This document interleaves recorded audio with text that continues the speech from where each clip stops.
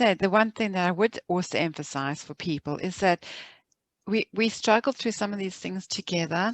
So there was a sense of camaraderie by doing a group coaching. So if you are going to, I would highly recommend thinking about group coaching, because whatever anyone was struggling with, you might have struggled with it in a different session, or you might have just learned something from their struggles. So it was just really, it was always a good open. I always came away feeling that more buoyant in life, more motivated, a deeper, more profound sense of belonging. Wonderful. Which is really good.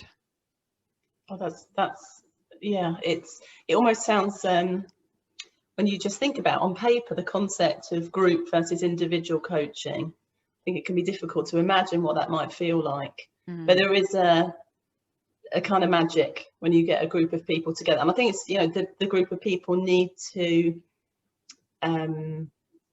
be aligned in terms of their kind of commitment to the process, what they want to get from it. But it really can, yeah, there can be so much richness that comes from the group. There is. I think the other thing I'd say to anyone considering this is, you know, this is a stretch environment. So you're only going to get out of it what you put in as well.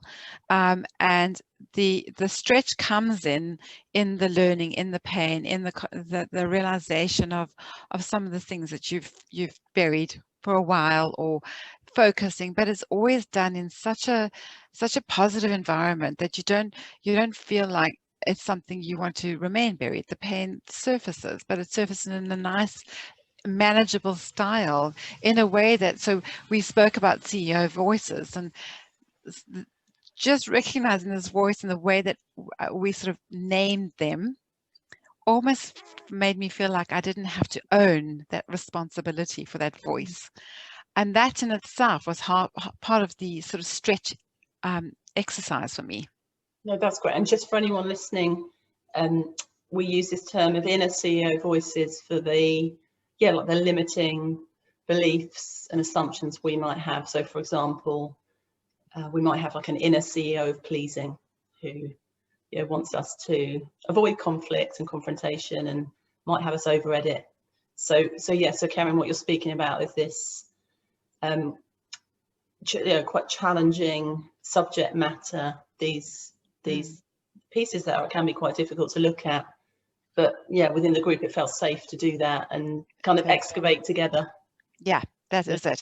But I will also add to anyone else listening is that it was fun. There were parts of it that were really fun. We had some giggles. There was creativity.